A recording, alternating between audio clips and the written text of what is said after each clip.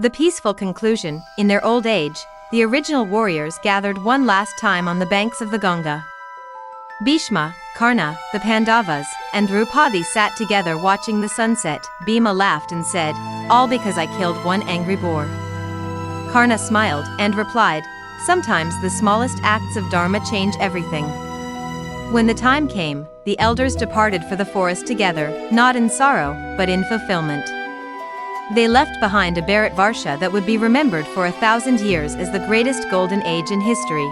The Mahabharata in this timeline was known as the tale of the lifted curse, a story not of destruction, but of how one merciful act by a dying Gandharv, combined with the courage of a family, saved an entire civilization. The end.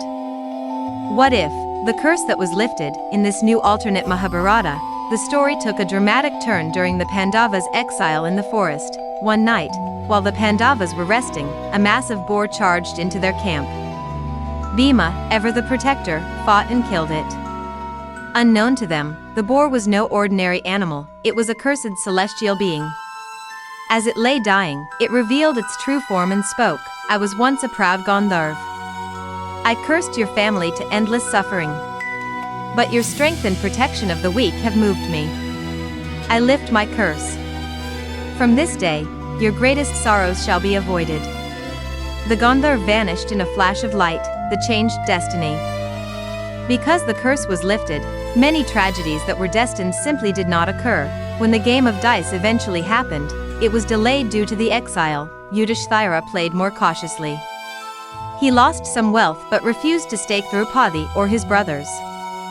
The humiliation was avoided. During the 13th year of exile, when the Kauravas tried to find them, the Pandavas were better prepared and escaped without major incidents. Most importantly, Abhimanyu's death in the Chakravyuha never happened.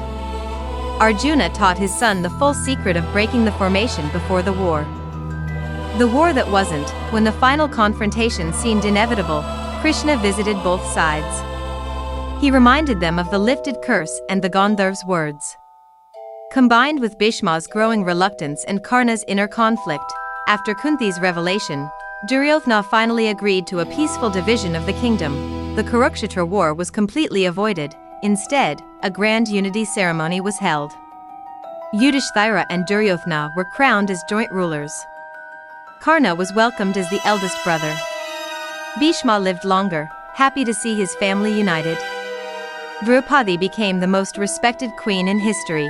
The golden legacy, with the curse lifted, the next generation thrived. Abhimanyu became a legendary warrior and wise ruler. He and Lakshmana Kumara, Duryodhana's son, grew up as best friends and co-commanders. Eklavya was honored as a royal teacher. Under their rule, Bharatvarsha experienced the longest and most prosperous golden age ever recorded, marked by justice, innovation, and harmony. Years later, when storytellers asked Bhima what changed everything, he would laugh and say, "I killed a boar and somehow saved the world." The Mahabharata in this timeline was remembered not as a great war, but as the tale of the broken curse, the story of how one small act of dharma by Bhima changed the fate of an entire civilization. What if the curse that was lifted continued? With the Gandharv's curse lifted, the shadow of inevitable tragedy no longer hung over the Kuru dynasty. The Pandavas returned from exile stronger and wiser, and the kingdom moved toward reconciliation instead of war. The unity ceremony, a grand assembly, was held at Kurukshetra, not for battle, but for peace. Yudhishthira and Duryodhana were crowned as joint emperors of Bharatvarsha. Karna was formally welcomed as the eldest Pandava and given the title of Mahasenapati, Supreme Commander. Bhishma, relieved beyond words, blessed the union with tears in his eyes. Draupadi stood proudly beside her 5 husbands and Karna, finally at peace. The people cheered as the 105 brothers stood together on the same stage for the first time.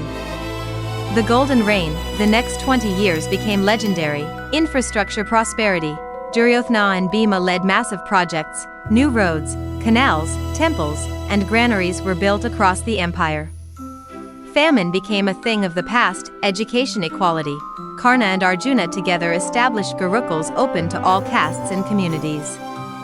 Eklavya was appointed as the head archery instructor. Defense diplomacy. Under Karna's command, The united army became the strongest in the known world, but they used their power mainly for protection and peacekeeping. The next generation. Abhimanyu grew into a noble and brilliant prince, trained by both Arjuna and Karna. He and Lakshmana Kumara, Duryodhana's son, became inseparable, often leading joint missions. Their friendship symbolized the new era. Draupadi and Gandhari worked side by side to improve the lives of women and the poor. Gandhari, no longer burdened by the fear of losing all her sons, became a wise and gentle advisor. A final test. 25 years later, a powerful foreign alliance from the far west attempted to invade.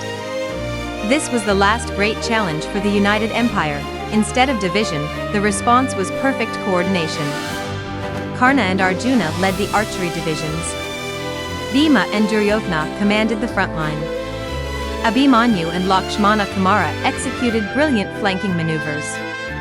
The invasion was crushed within weeks after the victory. Duryodhana publicly knelt before Yudhishthira and said, "I once believed I could only be great by defeating you. Today I understand I am greater because I stand with you."